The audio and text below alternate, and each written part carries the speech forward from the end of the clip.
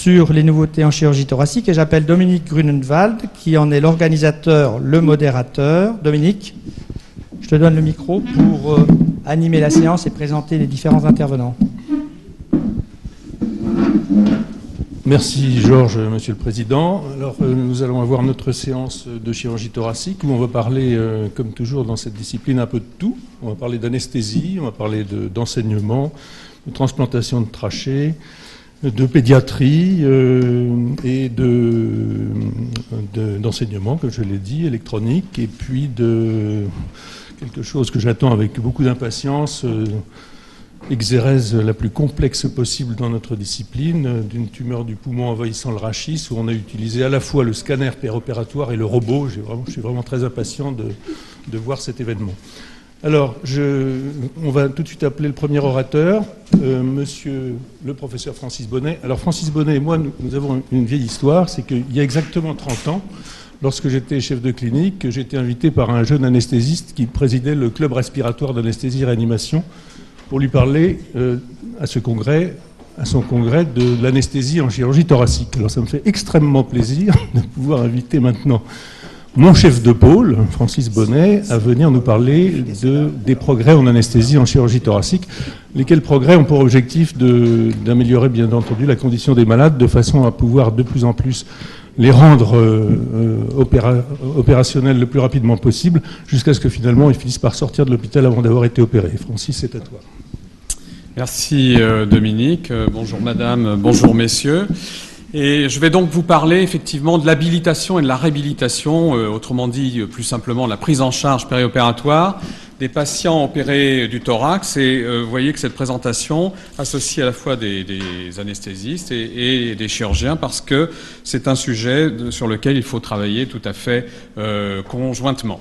Alors, quels sont les objectifs de la réhabilitation en chirurgie? Vous savez qu'on parle beaucoup de ce sujet, notamment sur un plan économique. Les autorités de santé publique s'intéressent énormément à cette prise en charge des patients. On trouve d'ailleurs d'autres termes pour évoquer ce sujet, notamment le groupe ERAS, c'est-à-dire Enhanced Recovery After Surgery, et aussi le groupe en France GRAS, qui est mené par le professeur Karim Slim, un professeur de chirurgie digestive à Clermont-Ferrand, et qui donc s'intéresse à cette prise en charge. Quels en sont les objectifs? Eh bien, tout simplement diminuer la morbidité et la mortalité. Je dirais que là, il n'y a rien de nouveau sous le soleil. On a toujours travaillé dans cet objectif. Mais aussi réduire la durée d'hospitalisation et incidemment le coût économique des prises en charge, la réduction de durée d'hospitalisation ayant vraisemblablement un impact fort sur la morbidité et la mortalité.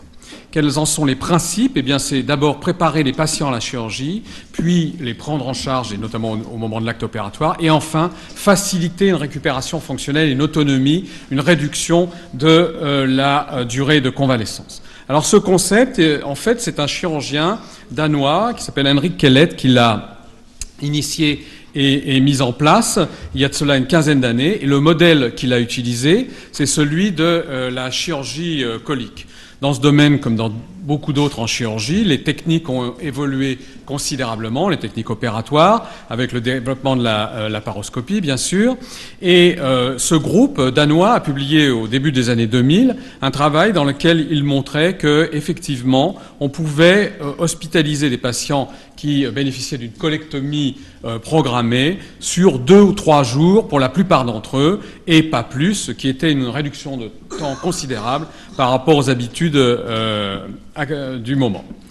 Alors, ce concept, donc, qui a utilisé ce modèle, qui s'est ensuite répandu en chirurgie digestive et aussi en chirurgie viscérale, peut être appliqué à la chirurgie thoracique. Pourquoi est-ce qu'il est justifié pour la chirurgie thoracique? Eh bien, essentiellement parce qu'il s'agit d'une chirurgie, comme vous le savez, qui a une morbidité et une mortalité relativement élevées. Là, vous avez les chiffres de la base renseignée de chirurgie thoracique nationale, la base EPITOR, et qui vous montre eh bien, le taux de mortalité et le taux de morbidité pour des interventions courantes pour ce type de chirurgie. Donc une mortalité entre 1 et 5-6% pour les interventions les plus importantes. Donc, il est nécessaire de travailler sur le sujet, et il est nécessaire également de travailler sur le sujet de la morbidité, morbidité par atélectasie, par exemple, avec des taux qui sont également non négligeables après ce type de chirurgie. Et puis, il y a d'autres types de morbidité, comme la morbidité cardiovasculaire, fibrillation auriculaire, infarctus du myocarde, etc. Alors, on sait aussi, dans d'autres études qui prennent une population plus vaste de chirurgie et qui s'intéressent à des facteurs de risque, notamment de complications respiratoires majeures, eh bien que, comme je vous l'ai souligné ici, le fait d'avoir une procédure intrathoracique augmente par 11 le risque de morbidité et de mortalité. Donc c'est vraiment quelque chose qui mérite toute notre attention. Là, il s'agit d'une étude multicentrique espagnole sur ce sujet.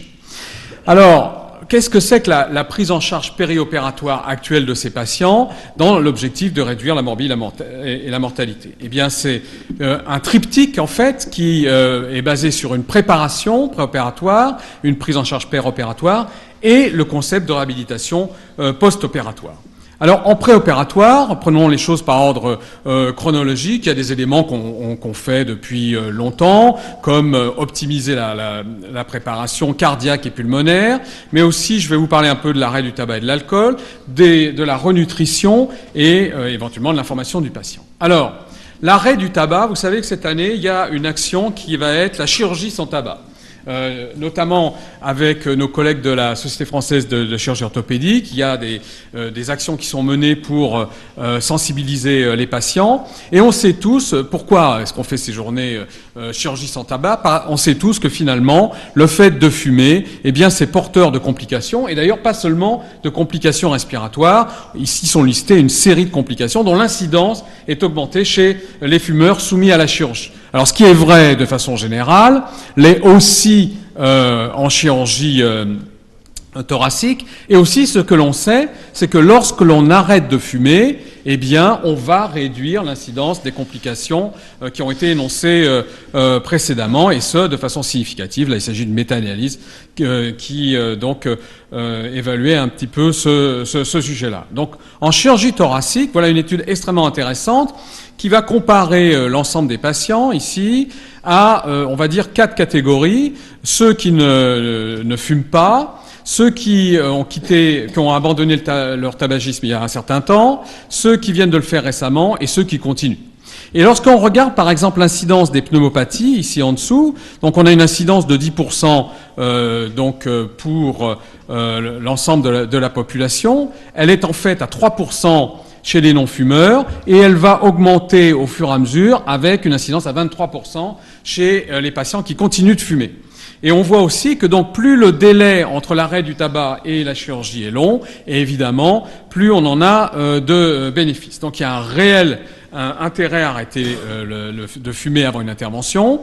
Ce que l'on fait donc en consultation d'anesthésie, c'est de travailler conjointement avec la consultation de tabacologie.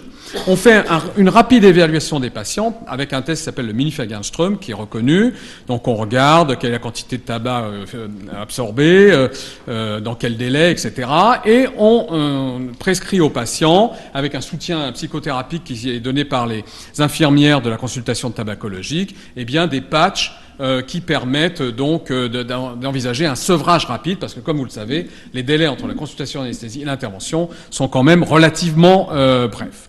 Donc voilà un premier sujet sur lequel on peut faire porter des actions de type santé publique. Un deuxième sujet, c'est l'état nutritionnel des patients. On sait qu'à l'hôpital, 30% des patients sont en état de dénutrition, et pourtant, ce point n'est pas pris en considération, et là je parle toute la médecine et la chirurgie confondues.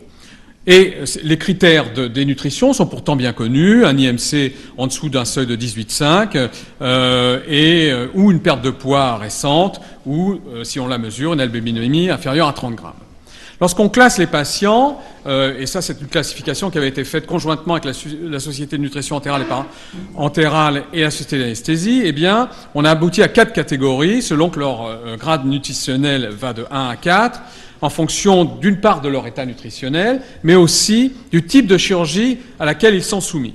Et en fait, en chirurgie thoracique, les patients, qu'ils soient dénutris ou non, appartiennent au grade 2 quand ils ne le sont pas, parce qu'ils ont une chirurgie à risque élevé de morbidité, ou au grade 4 quand ils sont dénutris. Que faut-il faire chez ces patients, eh bien, il faut entreprendre une renutrition préopératoire, une assistance nutritionnelle, et ceci peut être valable même sur une période courte.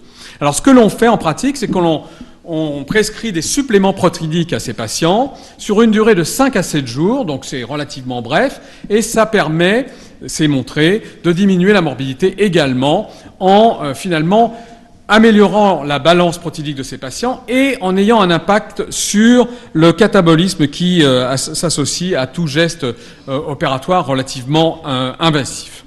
Il y a également d'autres éléments qui sont intéressants à prendre en compte. C'est la réduction du jeûne avant une intervention. Et aujourd'hui, vous savez qu'on pense que le jeûne pour les solides, c'est moins de 6 heures. Et pour les liquides, c'est seulement de 2 heures. Donc il n'est pas nécessaire de laisser les patients en jeûne la veille au soir pendant un temps prononcé pour qu'ils arrivent en hypoglycémie au bloc opératoire, surtout si l'intervention est un peu décalée. Il faut, pour participer justement à une bonne balance métabolique, les laisser à jeûne le moins longtemps possible. Et donc, je vous ai donné quelques délais. Alors, juste un petit clin d'œil, il y a d'autres éléments qui peuvent intervenir en préopératoire. Ça, c'est pour figurer l'intérêt du brossage des dents.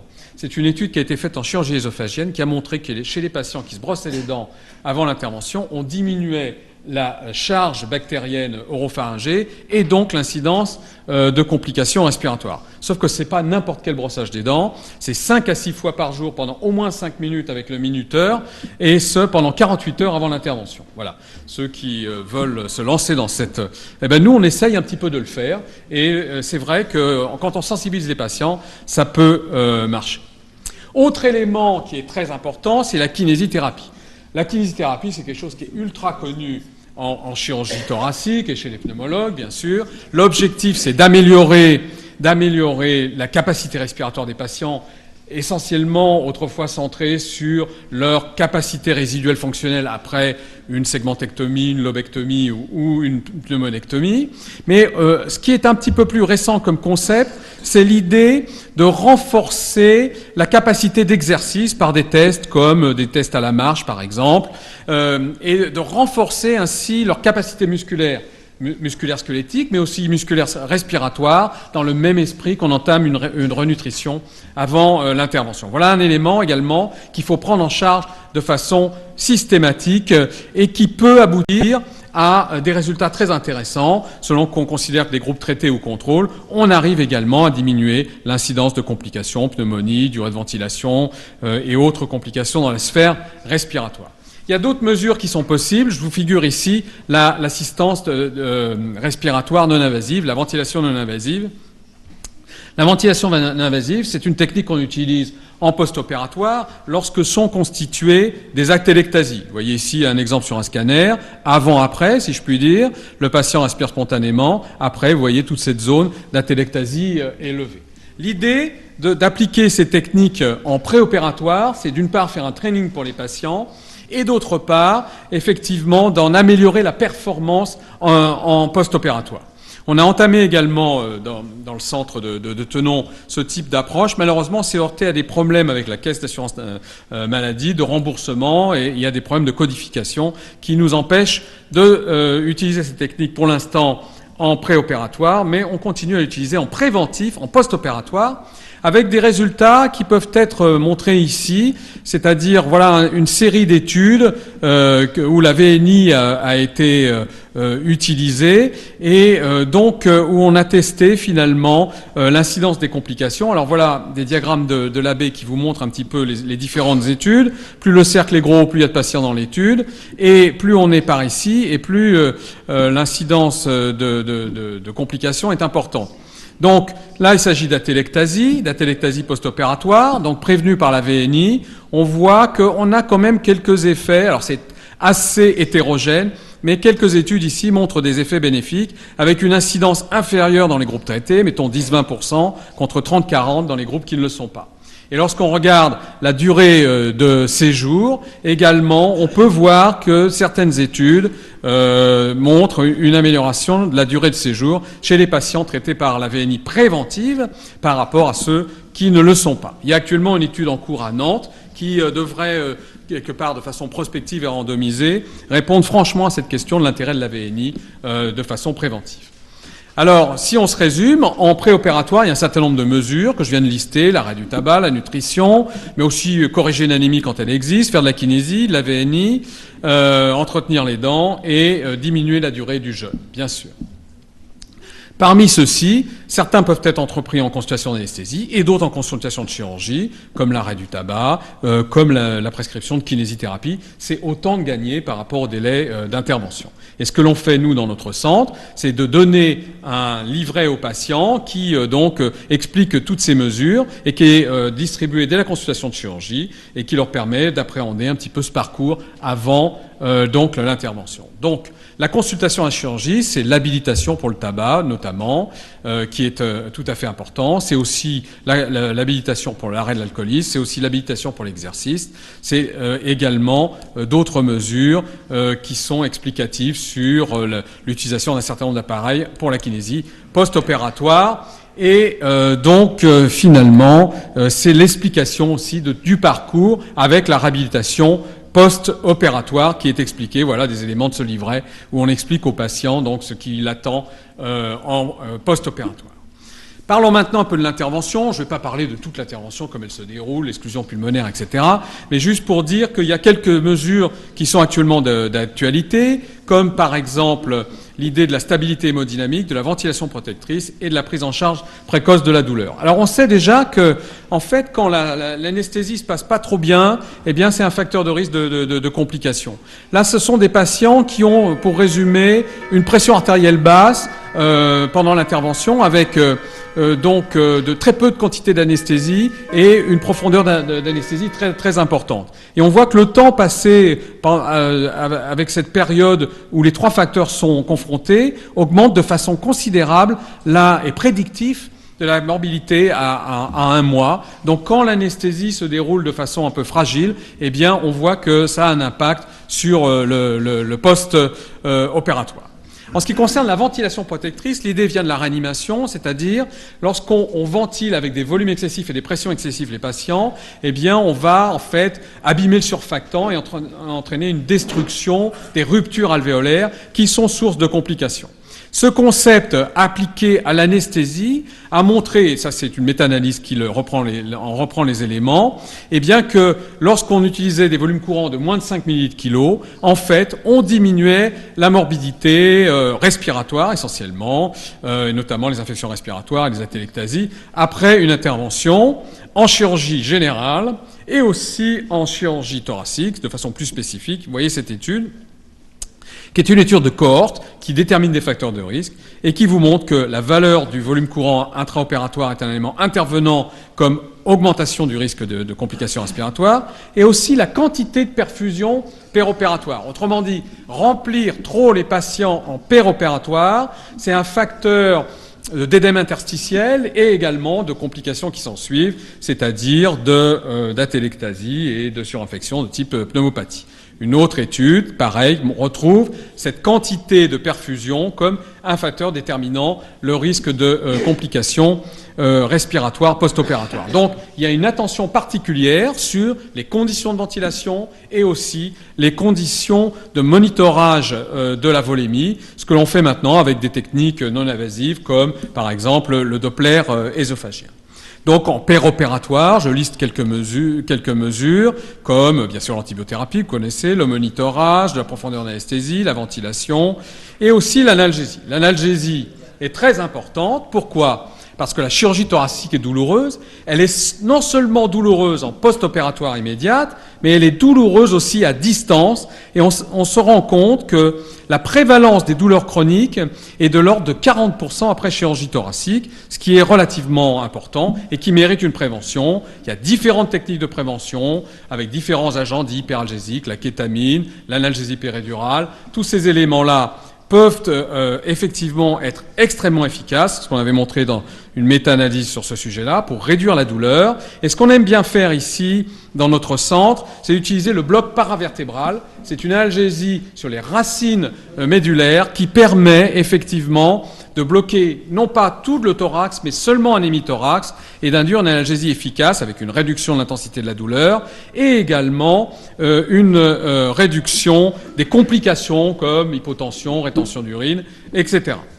Enfin, donc voilà les résultats sur le bloc paravertébral et sur l'incidence des complications pulmonaires. Avec un bloc paravertébral, on réduit l'incidence des complications pulmonaires par rapport au groupe non traité. D'ailleurs, les chirurgiens britanniques avaient fait un relevé national de leur cas pour montrer que sur une année, eh bien, en fait, les patients qui bénéficiaient d'un groupe de bloc paravertébral avaient finalement une morbidité moindre que ceux qui étaient sous péridurale. C'est pas une étude randomisée et il y a pas mal de discussions là-dessus. On peut aussi penser que les patients sous péridurale étaient peut-être un peu plus lourds que les autres, mais néanmoins c'est un indice pour dire ça marche aussi bien, mais également ça permet de réduire la morbidité. Juste un mot sur le post-opératoire pour dire que ça commence dès les premiers jours post-opératoires, dès le premier jour post-opératoire, cette prise en charge, et c'est essentiellement basé sur ce qu'on appelle des soins de support. C'est quoi les soins de support? C'est l'idée que les patients, comme vous l'avez entrevu tout à l'heure, eh bien, dès la fin de l'intervention, ils sont assis au fauteuil, que également on leur met des systèmes ergométriques pour les faire pédaler et qu'ils aient une activité physique, que dès la fin de l'après-midi ou dès le lendemain, on les fait marcher, que dès le lendemain également, eh bien, ils vont se nourrir par la bouche et qu'ensuite, on essaie d'utiliser des techniques de drainage limitées, mais je pense que Jalal Aswad, qui est ici, vous en parlera beaucoup mieux que moi, en limitant le nombre de drains, en limitant également la durée du drainage, et enfin en pratiquant du drainage ambulatoire avec ces systèmes de drain autonome avec une pompe aspirante comme celui-ci. Il y en a d'autres. Je n'ai pas d'action chez ce constructeur. Donc pour le post-opératoire, voilà différentes mesures qui sont essentielles. L'analgésie, la nutrition, la reprise de la nutrition orale et l'implantation protidique, la kinésithérapie bien sûr, la poursuite de la VNI, la thromboprophylaxie. Voilà en fait ce qu'on peut appeler un parcours patient.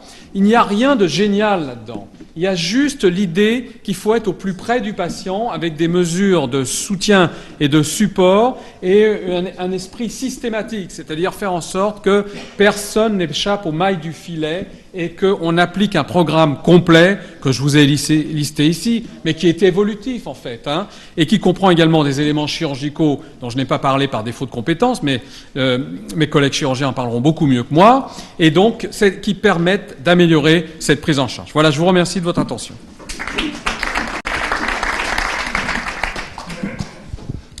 Merci beaucoup Francis.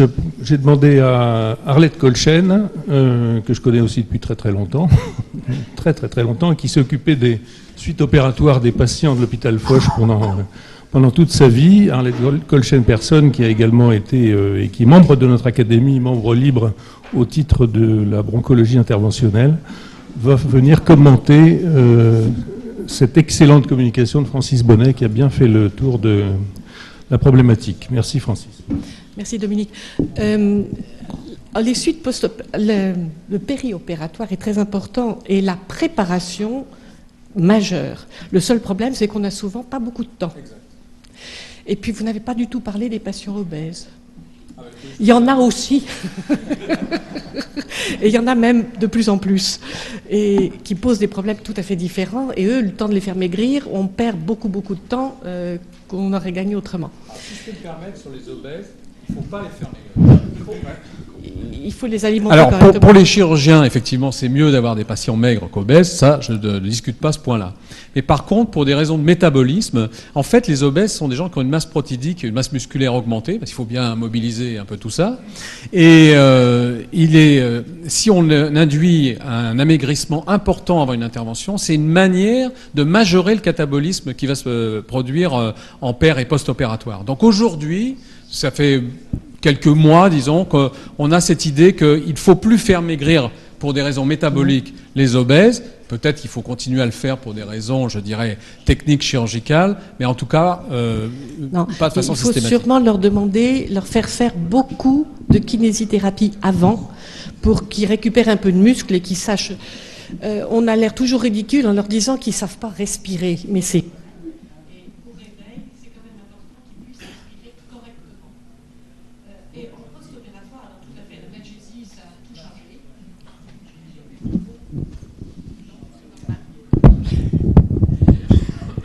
L'analgésie, la maîtrise de l'analgésie post-opératoire, ça a énormément changé de choses. J'ai commencé, moi, il y a très très longtemps, où on avait droit à 2 morphines par jour. Et avec des malades, quand on leur demandait de se tourner le lendemain matin, mettait bien 10 minutes pour qu'on réussisse à avoir la thoracotomie. Puis c'est vrai que la taille des thoracotomies aussi, ça a diminué, ça joue. Mais le fait qu'il n'ait plus mal, et que la seule chose qui les gêne de temps en temps, c'est la perfusion ou la sonde urinaire, c'est quand même un gros progrès. La seule chose, c'est qu'il faut continuer cette analgésie quand ils sortent de l'hôpital. Et pour ceux qui rentrent chez eux, je pense qu'il faut augmenter les consultations post-opératoires de façon à vérifier qu'ils sont réellement calmés, qu'ils prennent réellement leur calmant. Parce qu'on n'est pas toujours très à l'aise, ils sont malheureux parce qu'ils transpirent beaucoup à cause de leur calmant et qu'ils ont tendance à les arrêter. Et du coup, ils restent dans un coin à ne plus bouger. Donc les surveiller beaucoup quand ils ne partent pas dans une maison de rééducation où là, ils sont quand même plus entourés. Pour le opératoire, je laisse aux chirurgiens et aux anesthésistes le soin d'en parler. Moi, ça n'est pas du tout ma spécialité. Peut-être pour aller dans votre sens également un petit commentaire sur la douleur. En fait, il y a un certain nombre de patients qui développent des douleurs dites neuropathiques par lésion des nerfs intercostaux.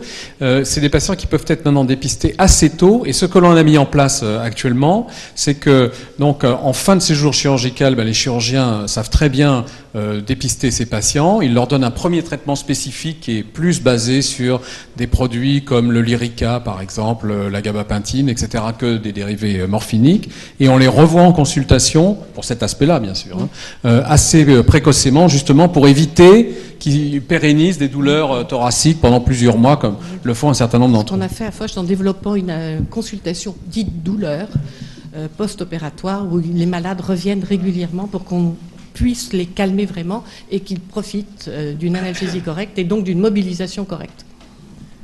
Merci Arlette pour ce commentaire. Est-ce qu'il y a des questions, des commentaires dans l'Académie? Monsieur Andréassian. Bernard Andréassian. Je suis tout à fait d'accord avec tout ce que vous avez dit, mais vous avez employé un mot à la fin qu'il fallait être près du patient.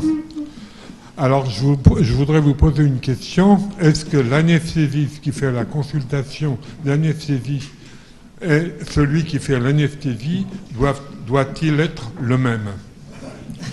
Pas forcément. C'est une question qui a trait à la chirurgie thoracique. Pérenne.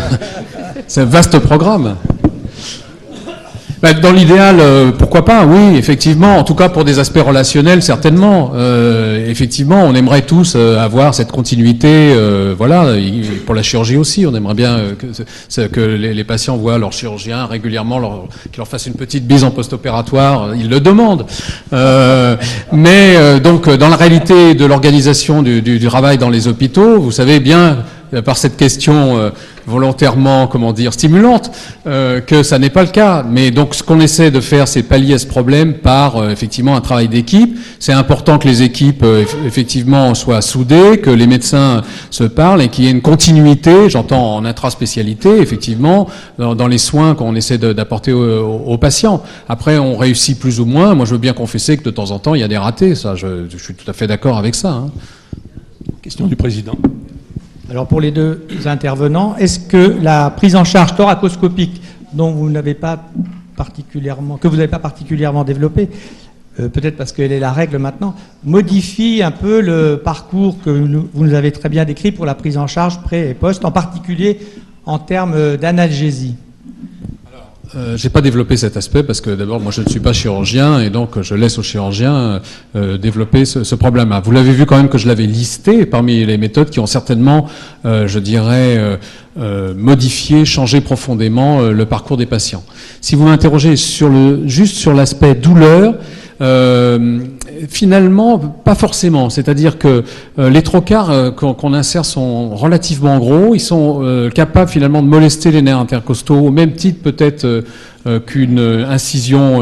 D'ailleurs, sachant que les incisions sont précautionneuses et donc font attention aux nerfs. Donc, on a un certain nombre de patients qu'on voit avec des douleurs neuropathiques liées à ces lésions intercostales, même après vidéochirurgie. En revanche, ce qu'ils ressentent moins, c'est finalement des douleurs ostéo-articulaires qui sont liées à l'écartement des côtes avec les grands écarteurs. Et donc, ils ont des douleurs au niveau des articulations costo-vertébrales, les patients à ciel ouvert, que n'ont pas ceux qui ont bénéficié de la vidéochirurgie. pas d'autres questions ni commentaires. Je vous remercie tous les deux. Merci Arlette, merci Francis.